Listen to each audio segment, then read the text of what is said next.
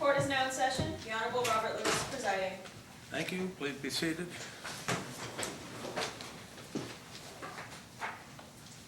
All right, we're back on the record in the Bortolini matter. I brought up the first 14 of the 27 jurors that the parties, one or the other, wanted to question individually, so we'll bring them in order. Start with number 3. How are we going to do the questioning, Your Honor? What? Who's going to start with questioning?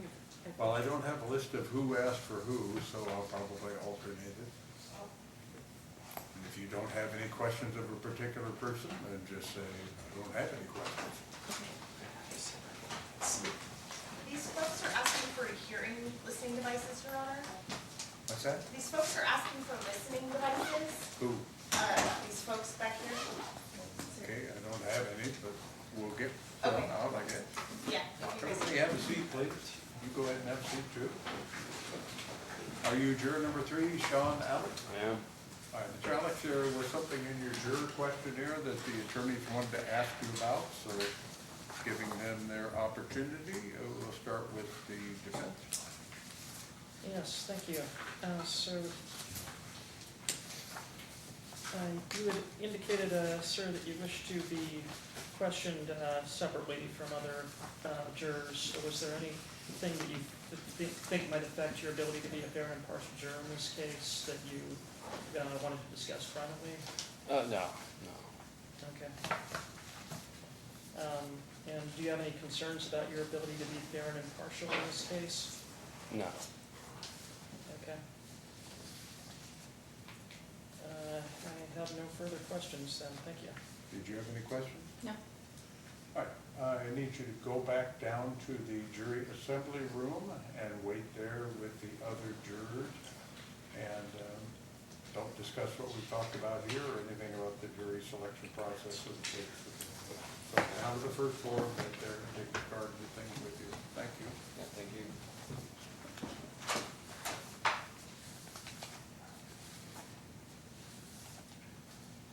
Yeah, unfortunately, there's got to be some way to fix this question that makes it sound like people can ask for something even though they don't say anything else in their questionnaire, that they might still want to talk privately. But we're not going to fix it this time, apparently. And Your Honor, I had no questions for juror 4. This was a defense request on kind of basis.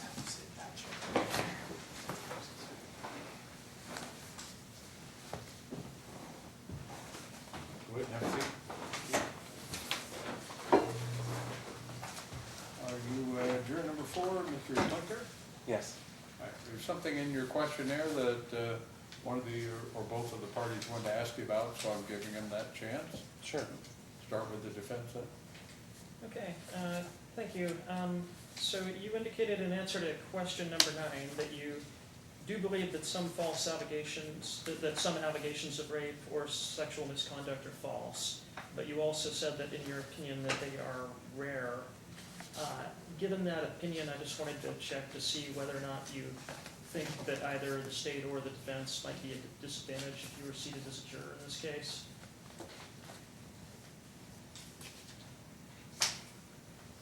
Not necessarily. I don't have enough information.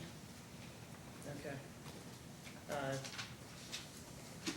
Do you think you could hold the state to the burden of proof of proving the case beyond a reasonable doubt? Yes. And understanding, would you hold it against the defense that the defense has no equivalent burden of proof? Yes, I believe I can be unbiased and base it on evidence. Okay. And you mentioned that you had a background in sociology. Do you think that that you that experience might cover the way you receive evidence in this case? No, I think it actually just provides context for it. My undergraduate studies in sociology and social work. Okay. And you checked the last box indicating that if further questioning was needed, that you would prefer to be questioned separate from other prospective jurors. Was there anything else that you think might affect your ability to be a fair and impartial juror that you wanted to discuss without the other jurors hearing? Not that comes to mind, no. Okay, thank you. You have any questions? No. All right, if I could have you step outside with the Bailiff for this course. one.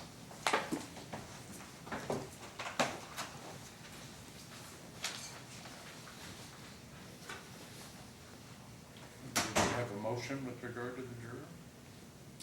No, Your Honor. Bring in the juror, please.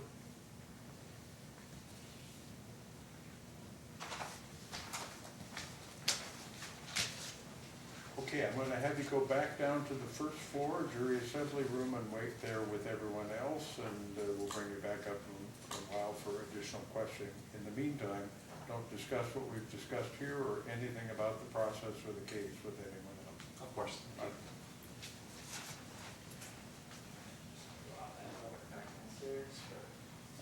Do number 5.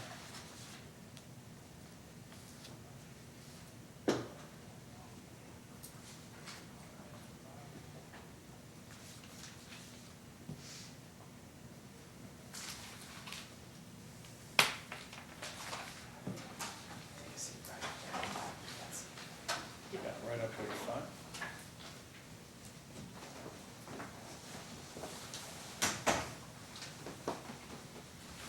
So are you juror number 5, Linda Broderick? Yes. Broderick, there's something in your questionnaire that the parties wanted to ask you about outside the presence of the other jurors. So I'll give you that chance. State have questions. I do, thank you. Good afternoon. Hi. So in reviewing your questionnaire, it appears that you may have had some history with your ex-husband with regard to Yes. sexual abuse. Yes. And I'm very sorry, I'm not trying to pry No, that's okay. or delve into your I'm personal. I'm all right with it. Okay, so is there anything about that experience that you feel like would influence the way that you would view a case involving the allegation of sexual assault? No, I don't think so. Okay. And was that reported to law enforcement or not? It was during, marriage counseling that it came out, Okay, and, with me personally. And then there was, during my marriage, he assaulted 2 other women. okay, Plus, I forgot to put in the form, before I met him, he had been in prison for rape for 8 years, okay, so. okay. So is there anything, do you know that if he was prosecuted for the assaults on the other women? Obviously, he was Yes. prosecuted, but he was Yes. in prison. He was. Okay. And was that here in Clark County? No, this was in Maryland. Okay. And was there anything, were you with him when he was being prosecuted? Were you still in a relationship with him when he was being prosecuted? For the 2 assaults, yes. Okay. And did you form an opinion about the criminal justice system or anything like that as you were going through that process, presumably, kind of with him at that point? Not really. Okay. I mean, no. Okay. So question 1, you just didn't answer, it could have been an oversight, but Oh, maybe I.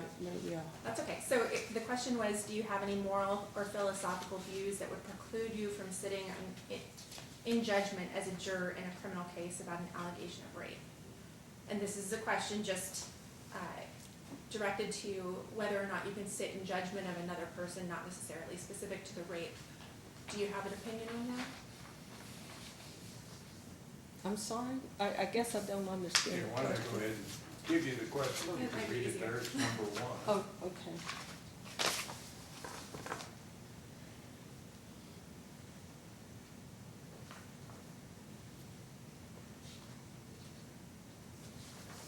Okay, thank you. I would say no. Okay. And let's see. Looks like there are a number of people in your family, maybe they've been through the criminal justice system. Yes, So have you formed an opinion about the criminal justice system, or specifically the Clark County Prosecutor's Office, throughout that process? yes, And somewhat. can you elaborate? My daughter was charged with domestic abuse, and I was, somewhat resentful of the whole process that she went through. Okay. The charges were eventually dropped, but I didn't like the process, Okay. so. All right. Is that the only kind of negative experience with the criminal justice system? Do you feel like the others were just? Or? Yeah, Yeah. yeah, the others were, as to my knowledge, but, yeah, this one, and this happened here in Clark County, Okay. Was that recent? 2 years ago. Okay. And based on that experience that you had with your daughter and her interaction with the prosecutor's office and the criminal justice system, do you feel like you're going to, that you can still be fair and impartial to both sides, including the prosecution, in this case? Yes. Okay. Yeah. All right. I have no further questions. Thank you. Do you have a question, Mr. Rand? Do you think there's any risk that hearing and evidence in a case where the allegation is rape could bring back painful memories that, might cause you to feel some emotions or something when you're hearing a witness testify or something like that? No, Okay. not on me, not me personally, no. Okay. Do you have a high degree of confidence you could be fair and impartial to both the prosecutor and the defense? Yes. All right. Thank you. Any other question? No. No. All right, if you could step out with the bailiff for just a minute, I'll have you back in after I talk to the attorney.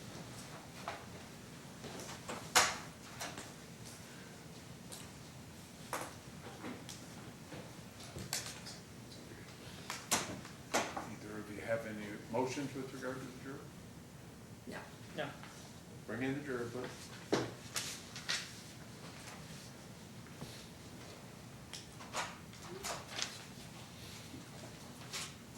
All right, so thank you very much for your answering the questions. I'm going to have you go down to the jury assembly room on the first floor and wait there with the other jurors, and we'll have you back up in a little while. Okay. In the meantime, don't discuss what we've discussed here or anything about the selection or process or the case with anyone else. Okay.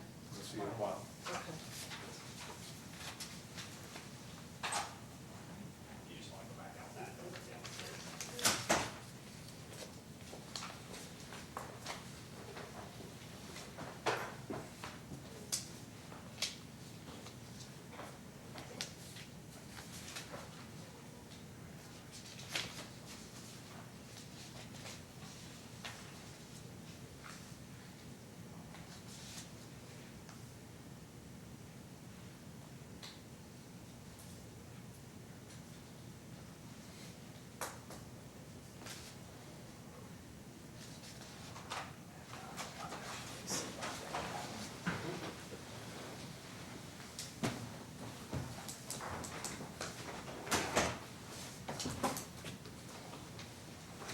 Juror number 6, William Howard. Yes, sir.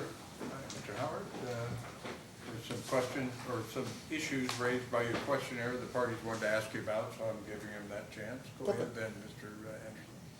Thank you. Sir, in answer to question number 1, you wrote, I'm biased on persons accused of rape due to my sister being raped when she was, and the person who raped her almost strangled me to death. And I apologize for having to ask you very personal questions about something that's very painful for you. But given that experience, I wanted to ask if you think that this possibly might not be a good case for you, that maybe you would have a difficulty being fair and impartial to hear the evidence in this case. I had some time to think about it, and coming up here not knowing what the case was, and then when I heard it was about rape and things like that, it did bring up some past memories that I spent years kind of trying to bury and get rid of. And since I'm going through a surgical procedure and going through therapy, it has been brought up again as to bringing up the past and going through things like that. So going up here without knowing what the case was and finding out what the case was, it did bring up a lot of dark memories that I've been working hard to push aside. Even though it happened in the early 90s, it's a part of me for the rest of my life. Okay.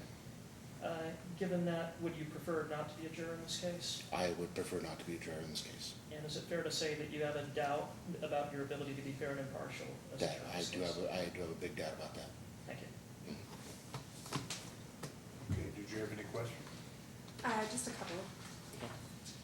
Let's see, so I believe you indicated, there was a question, do you have a personal opinion about the Clark County Prosecutor's Office? And you said yes.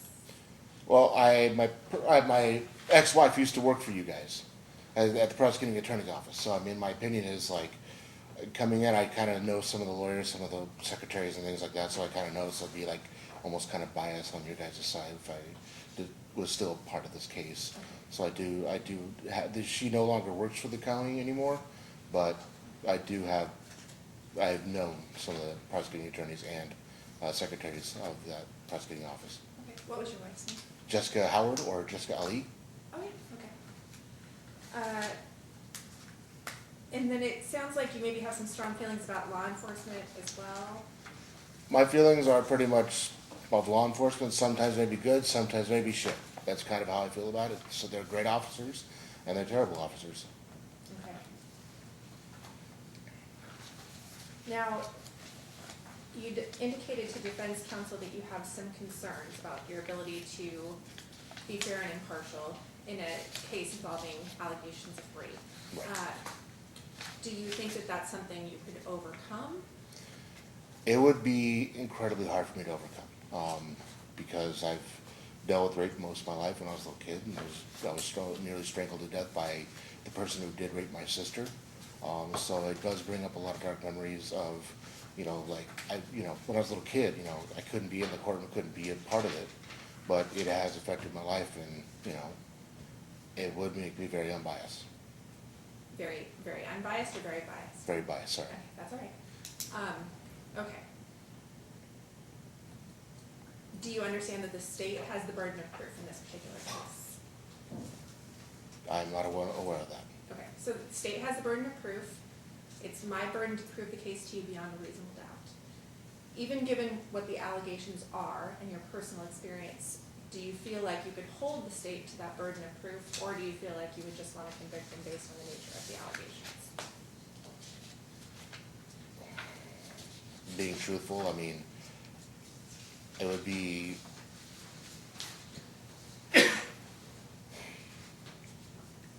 I would still be very biased. I mean, gotta be 100% honest. Be very biased. Absolutely, I appreciate your honesty. Thank you very much. I have nothing else, John. Okay, if you can step out for just a second, I'll talk to the attorney and have you back in a moment. Thank you very much.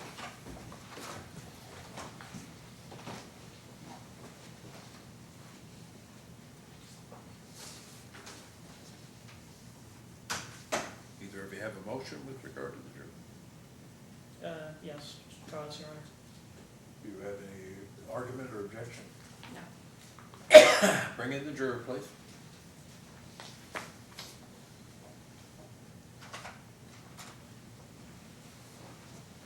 All right, so Mr. Howard, I appreciate your candor. We're going to excuse you from this case.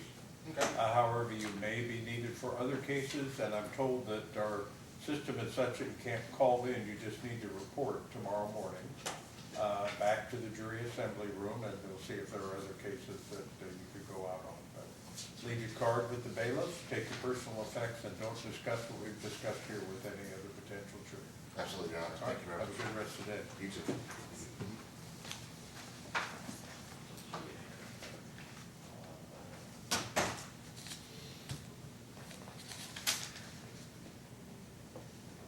I have no questions for juror 8. Okay.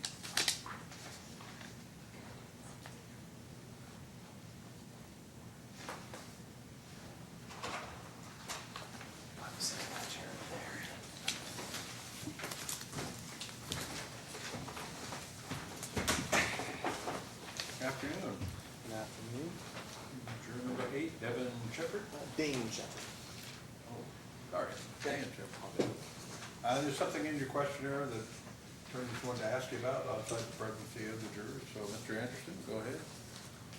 Yes, in answer to question number 9 about do you believe that some allegations of rape and or sexual abuse misconduct are false? you wrote yes, and then in the blank to elaborate, you wrote far and few, and also use the term outliers. So I just wanted to check in with you to ask if, given that opinion, do you think that even before you've heard any evidence, any testimony in a case like this where the allegation is rape, is either side of the state or the defense at a disadvantage with you as a juror? Not at all. Okay. I think in any situation, there's always going to be outliers of some kind, no matter what situation it is. Okay. And do you have a high degree of confidence you could be fair and impartial to both the state and the defense? Okay. Yes. All right, thank you. You have a question? Good afternoon, thank you, I have a Go ahead and step out there for just a moment, and I'll have you back in just after I talk to the attorney.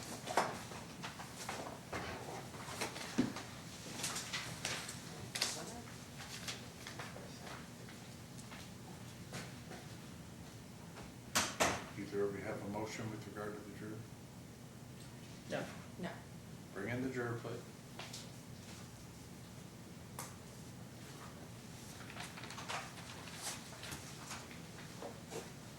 Okay, I'm gonna have you go back down to the jury assembly room on the first floor, wait there with the other jurors, and we'll have you back up in a little while. In the meantime, don't discuss what we talked about here or anything about the selection process for the case with anyone else. See you in a while.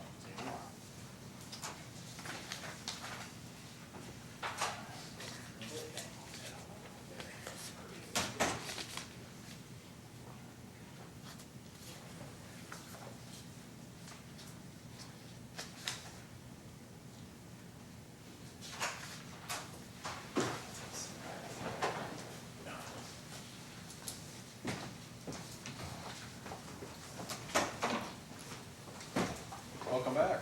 Thank you. Still Teresa Edmiston, I juror am. number 9. All right. There's something in your questionnaire that the attorneys wanted to ask you about. So, Okay. Ms. Smith, we'll start with you. Good afternoon. Good afternoon.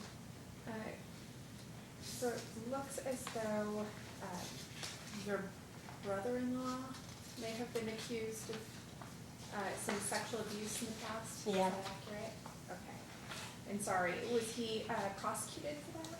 No, Okay. Do you know whether it was reported to law enforcement? I don't know. Okay. They were living in a different state at the time, and we weren't talking on a regular basis at the time. Is there anything about that experience? Looks like maybe he was subsequently prosecuted for child pornography. Yes, years later. Okay. So based on any of those experiences, do you feel as though that's going to impact the way that you would view a case of sexual assault, an allegation of sexual assault? I don't think so. Okay. I have no further questions, thank you. Do you have any questions?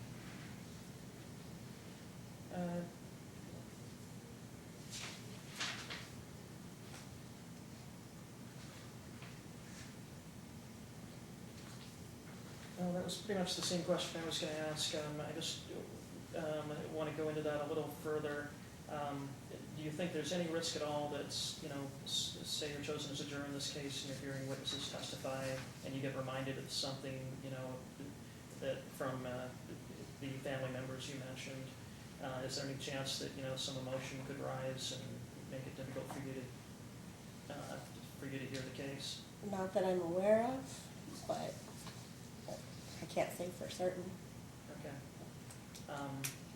Do you think you could be as fair and impartial in a case where the charge is rape as opposed to a different case where the charge is something like theft or driving under the influence or something else? I would rather hear something else, quite frankly, but I would try to be impartial. Okay. Do you have a high degree of confidence you could be impartial? Medium. Medium? Yeah. I would try. Do you think that there's a chance you might, kind of, even before you've heard any testimony, lean more towards one side than the other? Just, And I would try to keep an open mind. Yeah. Okay, is there any risk that you might be kind of favoring either the prosecutor or the defense, even before you've heard any testimony?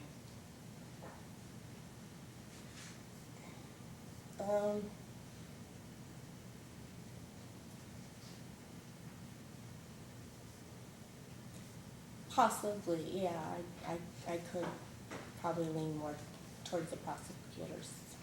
Yeah, unintentionally, but it's a possibility. Okay.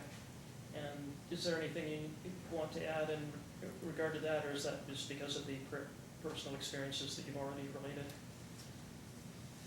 Personal experiences and just the subject itself. Okay, thank you. Any other questions? Just briefly, Your Honor.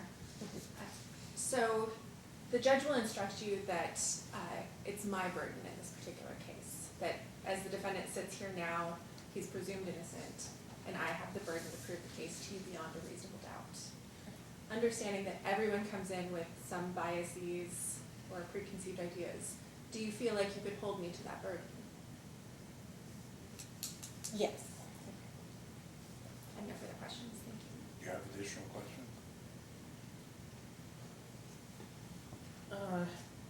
But you did say there's a risk that you might lean a bit more towards the state, correct? There is a risk. Yeah, I would try not to. Thank you. If you could step out then, and Okay. I'll talk to the attorney and have you back in a moment.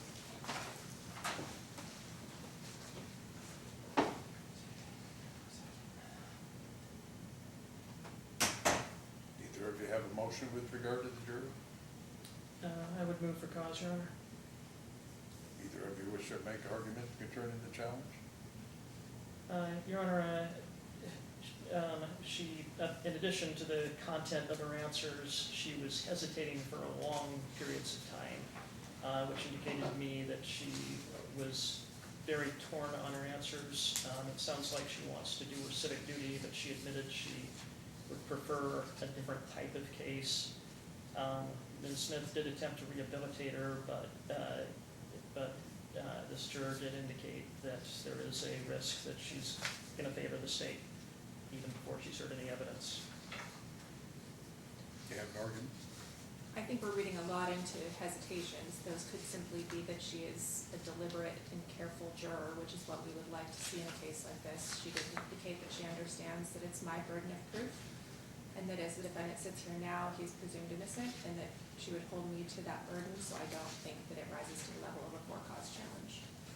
All right, I've read the entire questionnaire, listened to the jurors' responses to questions, and heard the argument. Doesn't appear to me that there should be a challenge for cause in this case, so I'll deny the challenge. Bring in the jurors vote.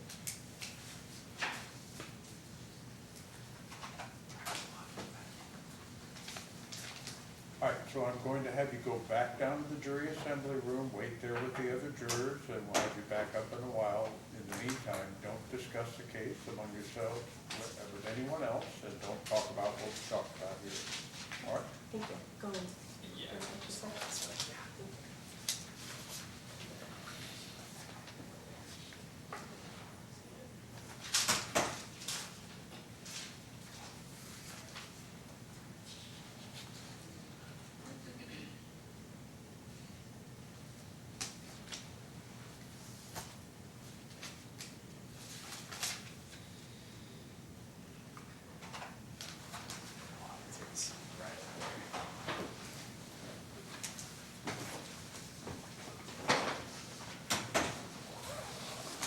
Afternoon. Are you juror number 10, William O'Hara? Yes, Mr. O'Hara, there's something in your questionnaire the attorneys wanted to ask you about, so I'm giving them that chance. Okay. Go ahead, Mr. Anderson. Yes, on question number 9, which was, do you believe that some allegations of rape and or sexual abuse, misconduct are false?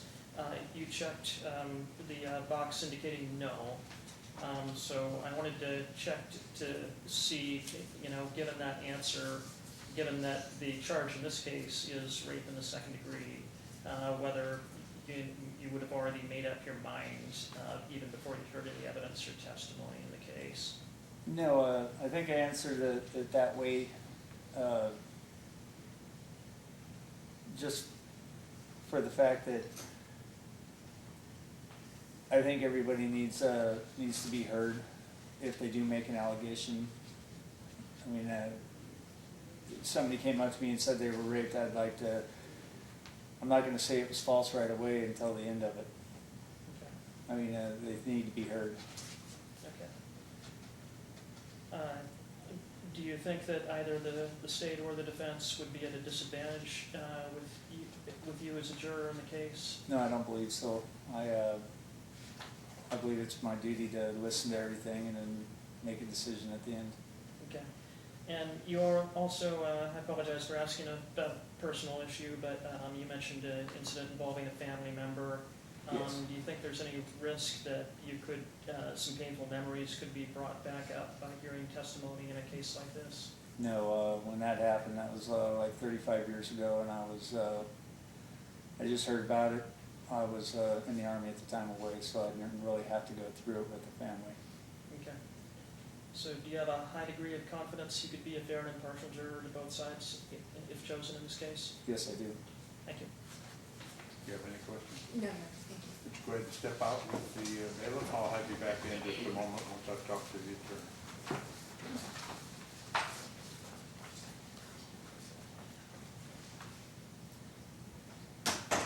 Do either of you have a motion with regard to the jury? No. No.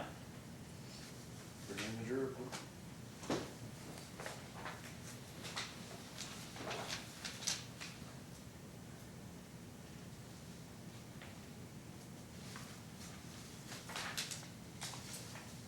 Go ahead and bring in the juror.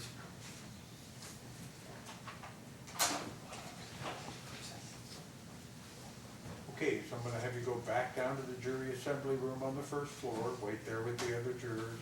I'll have you back up in a while. In the meantime, don't discuss the case, what we've talked about here, or anything about the selection process with anyone else. Okay. See you later. Thank you.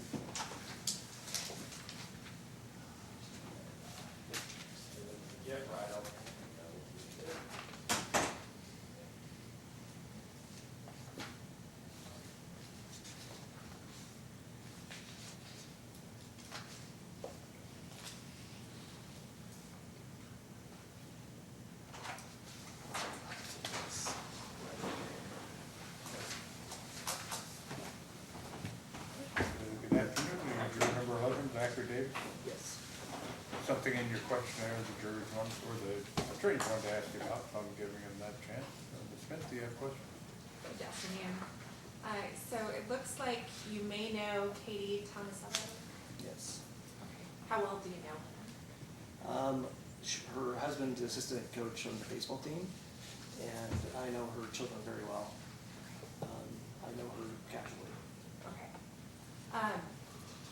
If she were to testify in a pretty limited capacity in this particular case, do you feel like you would view her testimony differently than you would view other witnesses that you don't know? Well, I would I would say yes because I know her and I know that she would be saying something that was I would believe her more than just somebody that was unbiased. I think that's all I have. Thank you. Mr. Anderson? So in answer to question number 9, do you believe that some allegations of rape and or sexual misconduct are false? You checked no. Given that answer, do you think that that there's a risk that you would have already, in a case like this where the allegation is rape in the second degree, that you would have already made up your mind before you even heard any evidence or testimony? No, that it's a very I would struggle with that question because it's almost it's a question that's opposing a question that was previously before it. So it seemed odd to have two questions that force you to answer them. Yeah, so the previous question was, have you ever known an individual who you believe was falsely accused of rape, sexual abuse, and or sexual misconduct? And you indicated no. I think it was after that one. What's that? I think it was the question after it. There were Okay. Two questions subsequent to each other. Oh, then the question after that was, do you believe that false accusations of rape, sexual abuse, or misconduct are common, and you check no.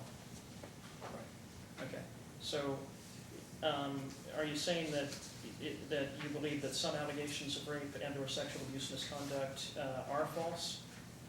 That does happen sometimes? Well, there's not an absolute to anything, so I would say no. You would say no? That there's not an absolute to any question that's on that response. Okay. So do you, just asking in general then about allegations of rape and or sexual abuse, do you believe that they're all true or all false, or that some are true and some are false? That would be, there has to be a sum. Okay. Some are true, some are false. Okay. Do you believe that false allegations are so statistically unlikely or rare? I don't know. I don't have any background in that. All right. If you were seated as a juror in this case, do you think there's a risk that either the state or the defense would be at a disadvantage with you as a juror? I do not. You do not think there's a risk of that? No. Okay, and why do you say that? Because I feel like I'm an impartial person. Okay. All right, and given the personal experience that you wrote about, which I apologize for asking about, do you think there's any risk that some painful memories could be brought up on hearing evidence in a case like this? Yep, I think there would be. Okay. And do you think that could create a risk that you might not be able to be fair and impartial to both sides? I hope not, but it's possible. Okay. Is there a risk that you might lean a bit more towards the state than the defense? Maybe. Okay, and why do you say that?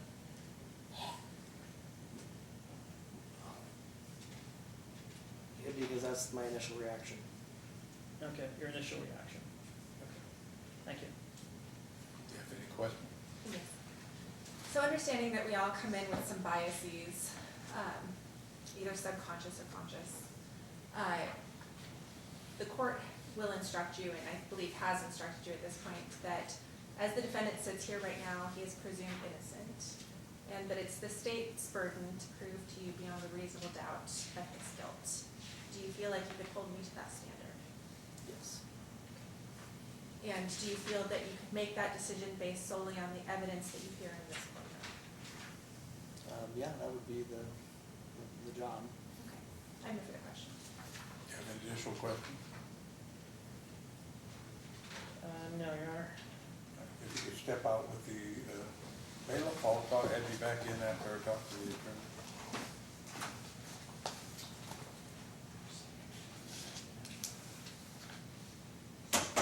Either of you have a motion with regard to the jury? I would move for cause, Your Honor.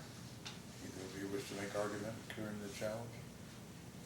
Your Honor, this is kind of a similar situation where the state had, attempted to rehabilitate. I would note he checked no in answer to question number 9, which, if read literally, would mean that he's going to vote guilty in this case.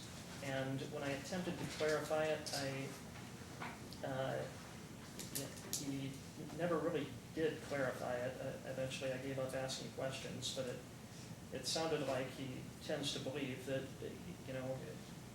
an allegation of rape, he's going to believe it's true. And he did very candidly admit that his initial reaction was to lean towards the state. So if he remains in the jury panel, the state's going to have, somebody already in their corner with that juror. State's argument? State's position is that it does not rise to the level of a for-cause challenge. He indicated that he understands the presumption of innocence, he understands the burden of proof, he indicated that he would hold me to that burden and make his decision based solely on the evidence heard in this courtroom. My recollection of his response regarding question 9 was that he indicated that there were no absolutes, that not all allegations of rape are false and not all allegations of rape are true, that he indicated that there would be some of each. So I think he did clarify question 9, and we would oppose a for-cause challenge. All right, while I listened to his responses, I looked over the responses he gave in the questionnaire. I don't agree that the fact that a person may have a personal belief that there are no false allegations would automatically mean they vote for guilt. However, balanced over all the different responses he made, satisfied the challenge for cause should be granted, so I'll excuse him from this case. Bring in the juror, please.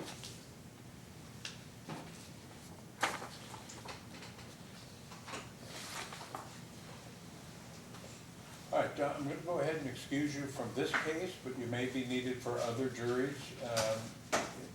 So you need to report in tomorrow morning back in the jury assembly room. You're done for the day. Leave your card with the bailiff and take your personal effects. Don't discuss what we've discussed or anything about the selection process with any other potential jurors. And we don't have an ability for you to call in because of our computer problems, so just report in tomorrow at the time you had to report in today. All right, you're done for the day. Thank you.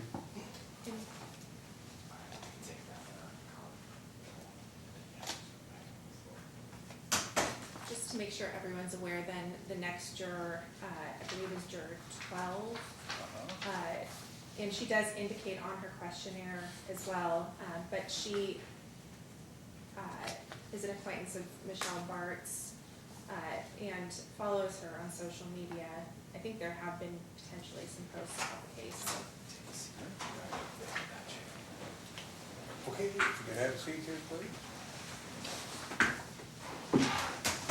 Are you juror number 12, Heather Lindbergh? Yep.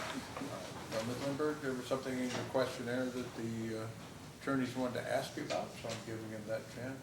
Let's see, start with Mr. Anderson again. Ms. Lindbergh, you indicated that you follow Michelle Bart on social media? We're Facebook friends, yes. Okay, and you read her Facebook posts? I would say with some frequency. I mean, I don't know, it's an algorithm thing, but like if they're there, yeah, probably. Okay. And do you recall reading posts about ending criminal cases? No. Okay. Is it possible you've read one and forgotten about it? There's a chance, I would say. Okay.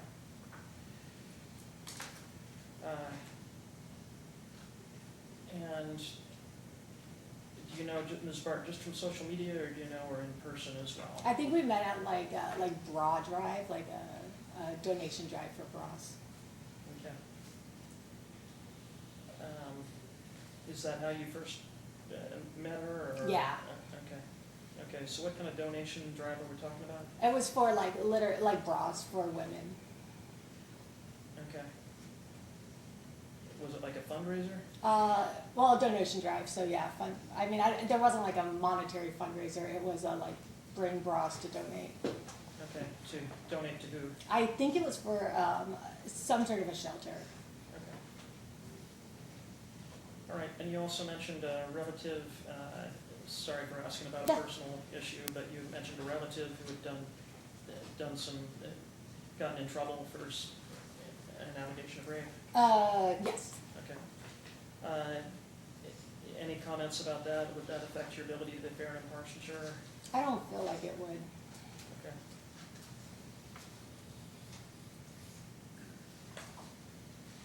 All right, I think that's all the questions I have. Did you have any questions? So just to clarify, you don't recall reading any posts or anything like that regarding pending cases of sexual assault? No, not off, yeah, no. Okay. No further questions, thank you. Step out. I'll talk to the attorneys and have you back in just a moment. Okay.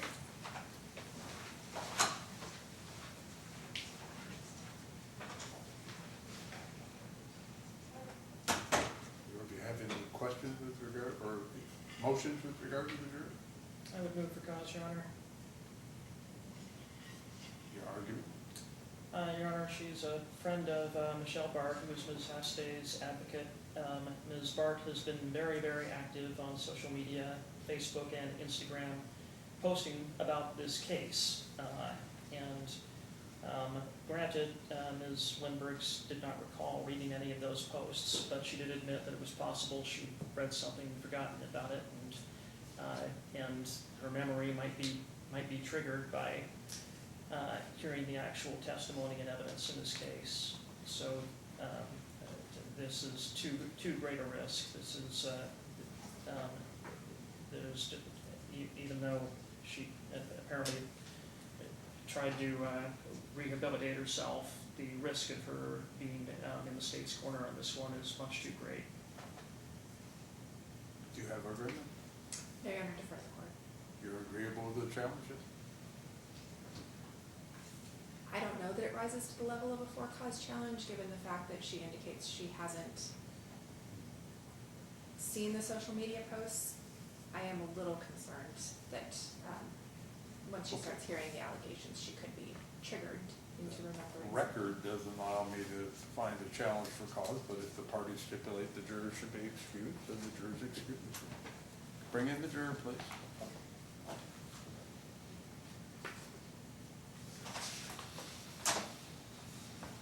All right, I'm going to go ahead and excuse you from this particular case. However, you may be called in for other cases, so you need to report back down to the jury assembly room tomorrow morning. You're done for today. Okay. Take your personal effects, leave your card. Don't discuss what we've discussed or anything about the selection process with any other potential juror, and then you're free to go until tomorrow morning, first floor jury assembly room. Great, thank you very much. You have all your things with you already out of the, I think so.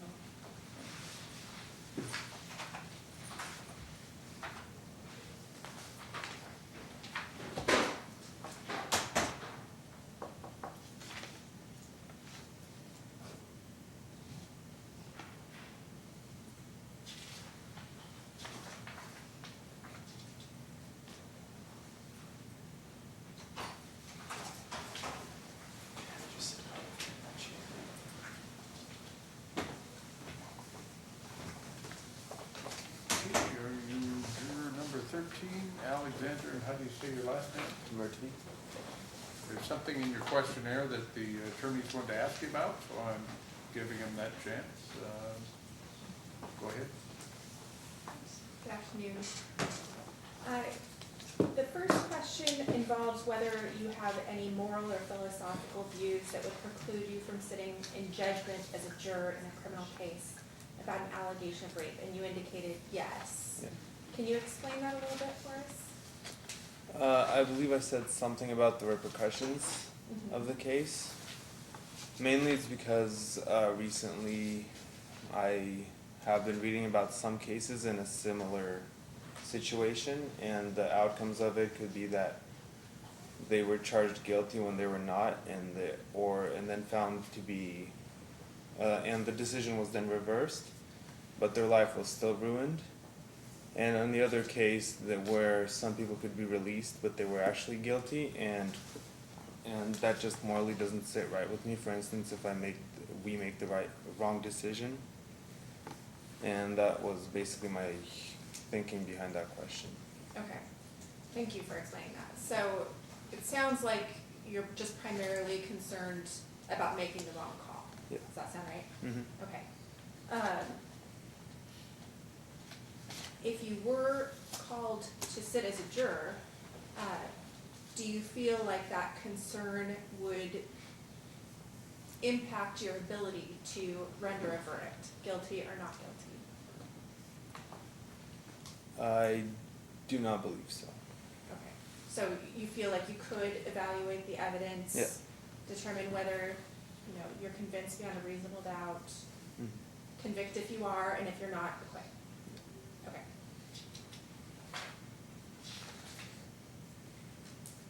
And then, in the questions regarding false allegations of rape, you indicated that you do think that there are false allegations of rape and that you do believe that they are common. Mm-hmm. Can you explain that a little bit? Most of it comes from, I've recently been in university, recently graduated, and a lot of the cases that I heard about were college cases, and a lot of them were just, a lot of them were false, and they were just a bunch of people looking for attention, mainly, against like higher, how do you say it, like some athletes and others, irrespective of gender. And that just basically, from what I could see, is just a bunch of them are just to gain attention and not actually serious, and they don't really care about the outcome afterwards. And how is it that you know or believe that these allegations were false? Mainly, I guess, by the outcome of the case, especially since some of them were corrected after the fact. What do you mean by correct? I believe there was a case of 2 football players being accused and convicted, and then later found to be not guilty, yet they were still stripped of all their scholarships and all their prior achievements just for that one allegation that they had.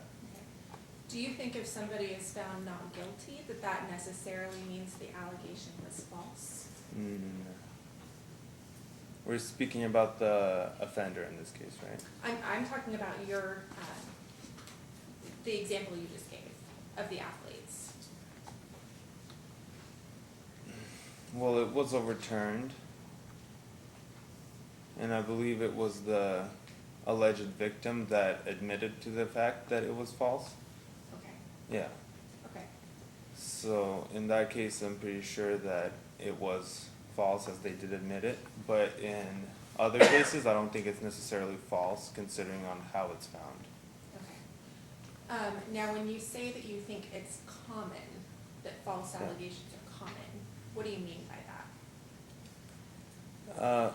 Well, I believe I specifically mentioned misconduct. Okay, Yeah, and I believe that's because a lot of the time, like, you could be, like in a tight space or some other public space, and you take accidental or unwanted contact and then report it, and I feel like that comes up a lot. okay. Yeah. Okay, thank you for clarifying that. So Mhm. it's always just like the incidental contacts Yeah. where it could be misinterpreted. Yeah, purely in the misconduct case, not the higher ones. Okay. And then in that same question, you had talked about differences in generational differences in interactions? Well, for instance, I find the older generation to be more touchy, and they don't see it as like anything. Like, for instance, like your grandparents or your parents would pat you on the back, or like even shaking your hand, and they don't find it really like anything at all. But like for some people in this generation, where I think we're more like solitary and secluded, where some slight contact could be something like very serious or very offensive to a specific person. Okay, okay. So, am I correct then in summarizing, and please correct me if I'm wrong, that you feel like sexual misconduct allegations, where it's more like incidental touching, those kind of misinterpretations or false allegations are more common, but not necessarily when it's rape? Yeah, Okay, but you do believe that there can be false allegations? there can be. Yeah. Okay. Can I add a clarification to that? Sure. I also believe one of the questions mentioned that if it's easy for people to come forward, and I don't think it is. That's why I think in more serious cases it's much harder to admit the fact, considering even if you obviously were not at fault, your life could be ruined very easily. So many people would hide that and just try to live with that, I believe, even guilt and shame. So yeah, part of that. Right. Okay, thank you for clarifying that. I believe that's all I have, Your Honor, thank Do you. you have any questions? No. All right, if you could step out with the bailiff, I'll talk to the attorney and have you back in just a moment.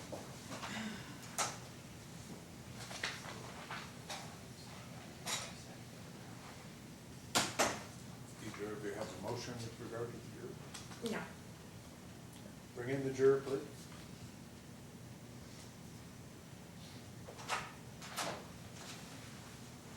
All right, I'm gonna have you go ahead and go downstairs to the jury assembly room on the first floor, wait there with everybody else, and don't discuss what we've discussed here or anything about the selection process of the case. We'll have you back up in a while. All right.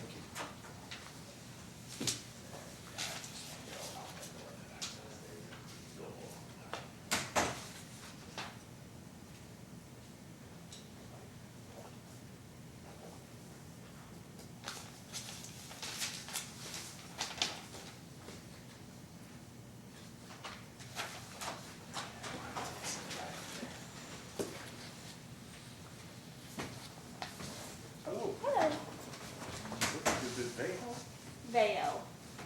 No, J I'm is perfect. silent. I've mispronounced every name that I possibly could so far today. So, there was something in your questionnaire the attorneys want to ask about, so I'm giving them that chance. Mr. Anderson?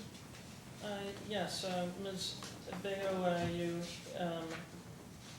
you've had some kind of first-hand experience with these sorts of allegations, I gather, in your employment, so I wanted to ask if, given that experience, and also that you're a mandated reporter, that there's a risk of, like the old saying, to a hammer, every problem looks like a nail, and, that I was wondering if there was a risk that maybe you've heard too much of this in your career, that you might lean more towards one side than the other. That's a really hard question for me because I went back and forth in the questionnaire, even what I would say. I think it would depend on the case, but I've seen and heard pretty much anything and everything on this type of situation. Okay. Do you think there's a risk that you might hear something in testimony that would bring back memories of something you saw in your employment that would make it difficult for you to continue as a juror? Potentially, yes. Okay. Can you elaborate a bit on that? Well, I mean, if you work in a field where you constantly hear this type of stuff, you no doubt have some trauma and just hearing about it my heart pounded a bit just because that's something I hear all the time in my line of work. So I think it's something that would definitely cause me to feel emotion about it potentially. I don't know about, being biased or whatever. Okay. And to be specific, you mean your heart was pounding earlier this morning? Just hearing, the case. Yeah. Okay. Do you think there's a risk you might maybe lean a bit more towards the state if you were seated as a juror in this case, even before you've heard any testimony? I have no idea. Okay.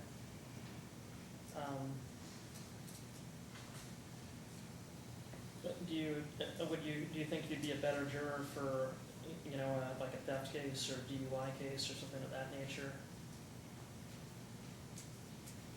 I've never done this before, but potentially. Okay. And is that because of the nature of the charge in this case, that it's rape in the second degree? Is that why you say potentially? Yeah. Okay. Can you elaborate a bit on that?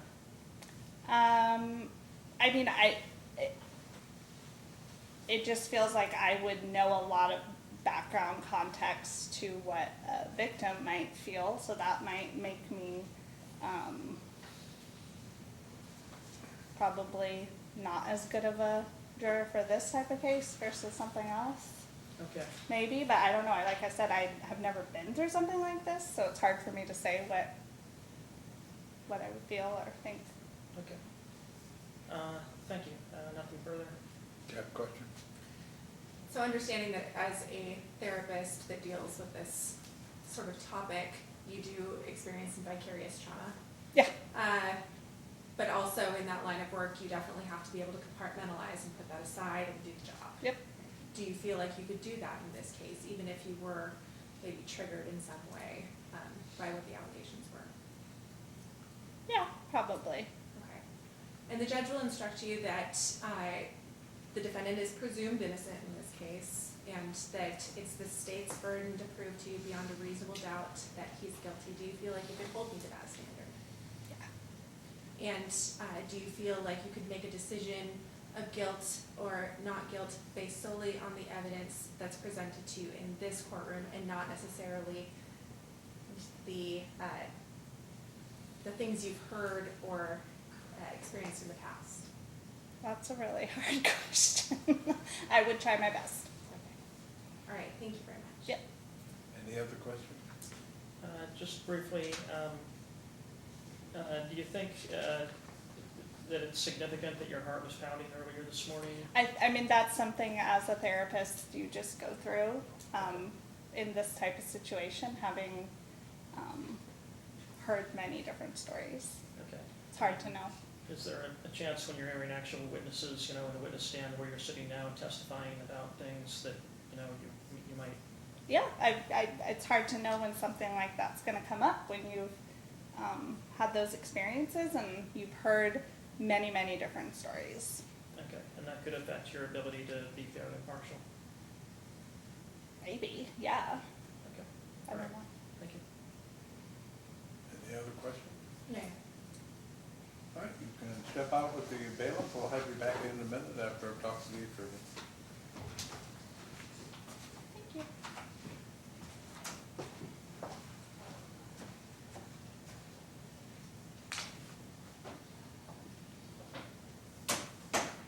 Either of you have a motion with regard to the jury? I would move for cause, Your Honor. One thing I did not ask her about was that in answer to question number 15, when it asked, can you think of anything that would prevent you from being fair to both parties in a case involving an allegation of rape? She checked the box, yes. She appeared to me to be, trying to give the answers that people wanted, but she also appeared to be very candid, about her personal experience, and obviously it was pretty telling that, even before she started any testimony or evidence, she related that her heart was pounding just at hearing what the allegation is. Do you have argument? Your Honor, I don't believe that anything she said rises to the level of a for-cause challenge. Again, she indicated that she understands the burden of proof, she understands the presumption of innocence. She does have experience as a therapist. I don't know that that in and of itself is sufficient to render a for-cause challenge. She did indicate that she, yes, has some vicarious trauma due to the nature of the allegations that she's experienced in her line of work, but that she understands how to compartmentalize those and put those aside, and that she felt like she could do that in this particular case as well. And I don't believe there's anything additional in her questionnaire that would render her a for-cause challenge. Okay, well, I did look over her responses and listened to her answers. The fact that I don't believe she was giving the answers she thought we wanted to hear. She was indicating she tried to compartmentalize, and she has heard everything, and that she thinks she could be a fair and impartial juror. The fact her heart pounds because she heard of a serious allegation, my guess is that there probably are other people, even without that background, that when they hear of a serious charge, their blood pressure gets a little up. But I'm going to excuse her because it appears to me that she recognized that there may be situations where she'll empathize or act vicariously with regard to someone reporting sexual abuse. And so you wouldn't be judging them fairly, and that's an important component of jury service. So 14 will be excused for cause. Bring in the jury.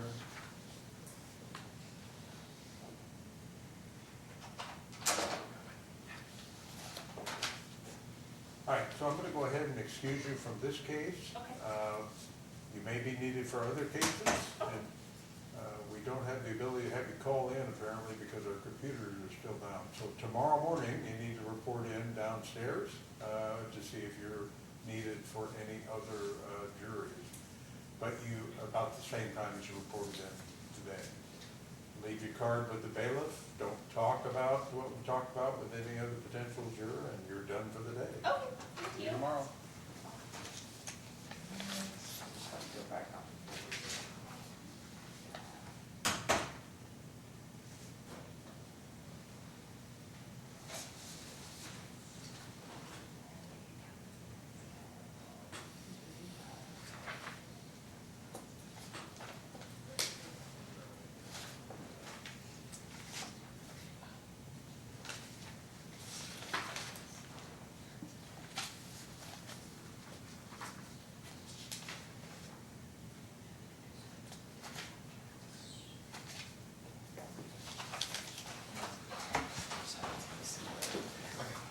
Hi. Come on up. Juror number 15? Yep. Kevin Copeland? Yep. Have a seat. Something in your questionnaire the attorneys wanted to ask you about, so I'm letting them do that. Do you have questions, Ms. Smith? Your Honor, I don't believe I have any questions. All right, so Mr. Anderson, did you have some questions? Yes, in question number 9, which was, do you believe that some allegations of rape or sexual abuse misconduct are false? You checked the box, no. So I wanted to check in with you about that answer to see if there was a risk that if chosen as a juror in this case, that you would have already made up your mind, before you've heard any witnesses testify or seen any of the evidence. Right, I mean, that is what I checked. I think that's when those accusations come out, that there's a reason why Okay. that was made. Okay. And given that answer, do you believe that you might not be a good fit for this case? You might lean a bit more towards one side than the other? I don't necessarily know if I lean one way or the other, but I mean, it's certainly, that would probably be a bit of a factor. Sorry. That could be a factor. Okay. So do you think there's a risk then that you might favor the state more than the defense, given that the allegation in this case is rape in the second degree? I mean, I'd have to see it play out. Okay. But you did state that, when you hear an allegation, your assumption is that something happened, right? Yeah, that's right. Okay, all right. And I apologize for asking about a personal matter, but you also related a family member who has... That's right, yeah. Do you think that could affect your ability to be impaired in part? It's a good question. I mean, it was a bit emotional at the house when it happened, so I had some pretty strong feelings about it when it happened to my daughter, so Okay, it's certainly in the back of my mind. okay.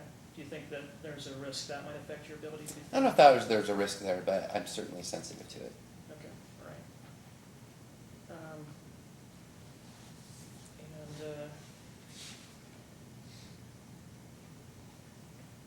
Given your answers, would you prefer not to be a juror in this case? I mean, I would preference one or the other. I do think it could be emotional for me. Okay, thank you. Do you have any questions? Thank you, good afternoon. So, would you agree that false allegations of rape or sexual abuse have occurred? They do sometimes occur. Of course, yeah. Okay. And the judge will instruct you that the defendant is presumed innocent. Can you follow the presumption of innocence? Yeah. Okay. And the judge will instruct you that it's my burden to prove the case to you beyond a reasonable doubt. Do you think you can hold me to that burden? Yes. And you're going to need to base your decision in the case based solely on the evidence that you hear in this courtroom. Do you feel like you can follow that instruction? Yes. Okay. I have no further questions. Thank you. Do you have additional questions? Again, when you hear an allegation of rape or sexual abuse, your first instinct is something must have happened, right? I would say so, yes. Okay. Yeah. Thank you. Okay, you can step up. All right. I'll talk to the attorneys and have you back in just a minute.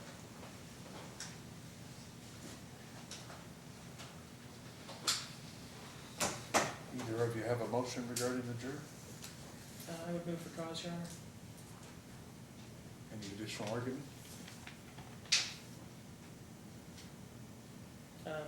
Your Honor, he was candid about which way he's leaning. The questions that were put to him by Ms. Smith were pretty leading questions, essentially just requiring him to say yes. But he's had a personal experience with this sort of thing, and I think, frankly, if he makes it on the jury, the state's already going to have one juror who's going to end up voting guilty. Do you have any questions or any argument? Your Honor, the juror did indicate that he agrees that there are allegations of rape that are false. He indicated that he understood the burden of proof, that he understood the presumption of innocence, and that he would base his decision solely on the evidence presented in the courtroom. So I don't believe that there's a basis for a four-cause challenge. Based on the information I have, I deny the challenge. Bring in the juror, please.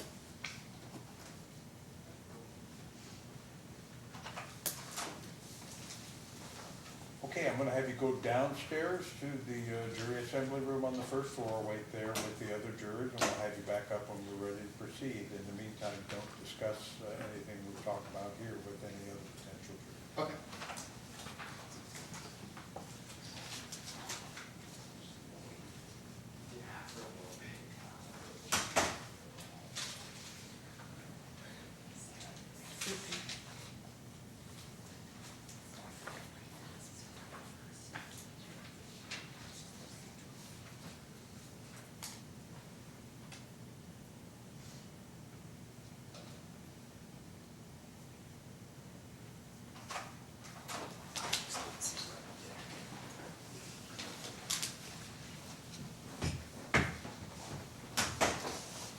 afternoon. Are you juror number 18, Evan Hinckley? Yes.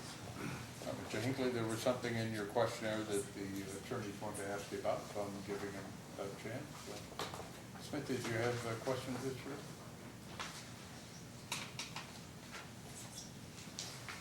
This is juror 17, sorry, Your Honor. 18. 18, okay. Good afternoon.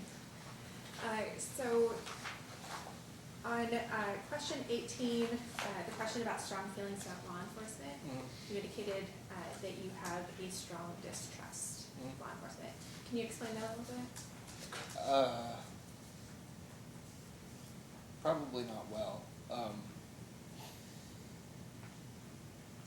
I recognize the value of law enforcement and everything. It's, I don't know, I just don't trust many people at all, really, so. Okay, so not just law enforcement, but any potential witness? For the most part, yeah. The question was just about law enforcement, so. Okay. So do you feel like that kind of innate distrust would make it so that you're a little bit more biased to defense in a criminal case? No, No? no. Okay, and then it looks like, and I'm sorry, I don't mean to pry into your personal life, but we have to ask the questions. So there was a prior charge that got dismissed that you had. Can you describe whether that kind of influences the way that you view the criminal justice system generally, or the prosecution specifically? I mean, it you know, has, I mean, a little bit it does, but I mean, it did, at the time, it wouldn't have changed my view on anything. Okay. Do you feel like you have a negative view of law enforcement or the prosecutor's office based on that? No. No? Okay.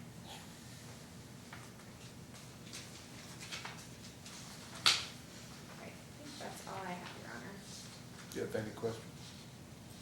Yes, do you think that you could be a fair and impartial juror as chosen in this case?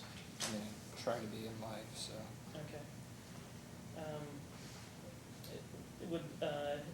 Does the nature of the charge, in this case, that it's rape in the second degree, does that give you any hesitation? I mean, yeah, a bit, but I can't imagine. I think it's more just not wanting to be in a Not courthouse. wanting to what? To be in a courthouse. Okay. And is that because of the reason the answers you previously gave when Ms. Smith was asking questions, or? I just don't like being contained in buildings. Oh, okay. Yeah, nothing. Yeah, no. So no. Do you mean like claustrophobia? No. Oh, okay. No, just a matter of preference. I don't sit around very well. Okay. This trial could last maybe 4 days, something like that. That, putting aside everything else about this case, do you think that could create a hardship for you to sit as a juror in this case? I mean, I don't know. It's not like I chose to be here particularly, so. Yeah. Do you think you could show up every day, hear the witnesses, and finish up the week and finish up the trial and go through everything without? I don't. Yeah, I mean, I don't see how saying no would change much, but. Okay. Well, you can give any answer you want. Oh no, I know. I just mean like I'm sure that even if I don't end up on this case, and there are other cases, like I could be called for that. So I mean, I'm here. I can do. Okay. All right, and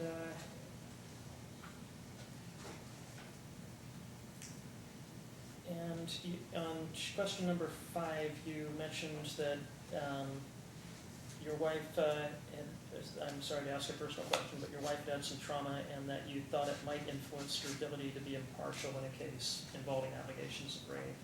Given that, do you think that you might not be able to be fair and impartial? I'm with allegations. I don't know. I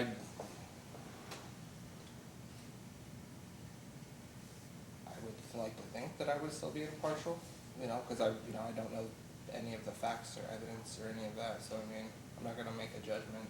Okay. Yeah. without that. Is there a risk that, hearing witnesses testify in a case like this might bring back some painful memories that might affect your ability to be fair and impartial, might bring up some strong emotions?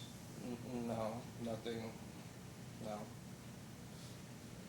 Okay, thank you.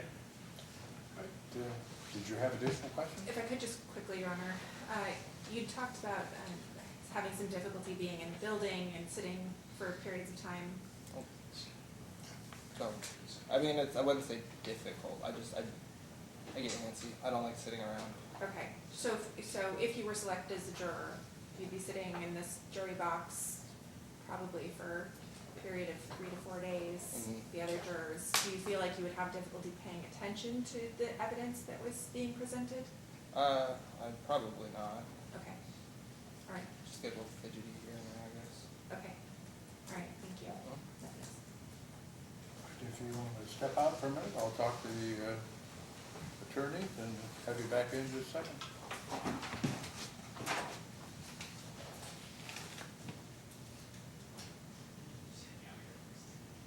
Either if you have a motion regarding the jury? No. I don't know that it rises to the level of for I'm cause. sorry. I don't know that it rises to the level of for cause. So. All right, bring in the jury, please.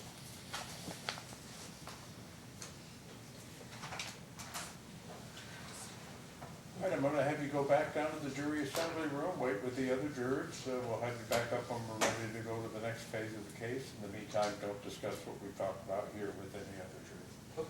See you down in a while. Yeah, you just go back, yeah.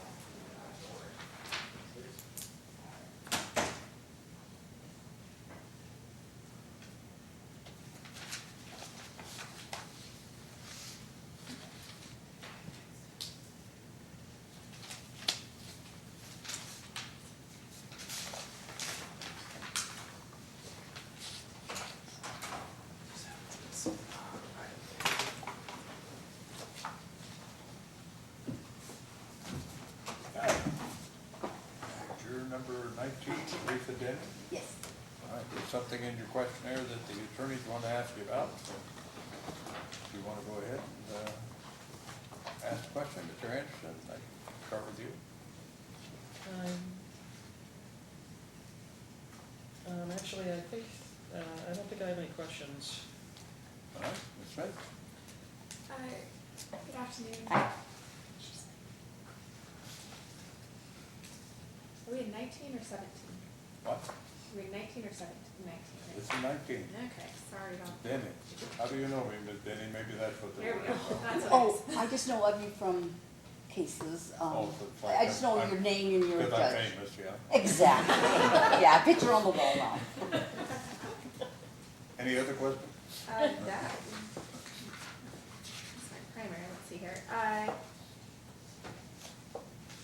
Looks like maybe there may be some family situations where stepbrothers. Yeah, I hadn't met one of them before. They were a family in Arizona and, Okay, yeah, I didn't know them. okay, so that wouldn't I be, just know of that. okay, From, and based on what you know, do you feel like that would influence how you would view allegations of rape in a criminal case? no. Okay. I think the primary thing, Your Honor, was just checking to see how she knew you, so I All right. think we're good to go. Go ahead, step out a second. I guess unless there's, I don't think there's a motion with regard to you, so I'm gonna go ahead and have you go down to the jury assembly room, wait down there with everybody else. Okay. Don't talk about what we talked about, I with can't tell anyone them that else. I have your picture on the wall. Yeah, don't bring anything up about me, of all things, yeah. Okay, thank you. Thank you for your time. Okay, take a short break while we get the second half of the panel, the people up here. Then I guess, I don't know how many questions you have for these folks. Do you want to excuse everybody else after we get these 13 people up and tell them to come back in the morning? Probably, good idea. And Judge, we actually have the second half of jurors up here in the room. Well, we're gonna take about a 5-minute break then, and then I'll come back out here. In the meantime, what I want you to do is, We're gonna have you go down, tell everybody else to report at 9 o'clock tomorrow morning, back to the jury assembly room. They're free to go for today and remind them about what I said about not talking about or listening to anything about the case. Okay, perfect, that was 9 AM. 9 AM Okay. down in the jury assembly room, that they're free to go for the day. If you've got the second half, you've got everybody up here that was on this list. Sure, yes, from Yeah, the. just tell everybody else to go home for the day. Okay, thank you. We'll take about a 5-10 minute break and then we'll get going with the second half.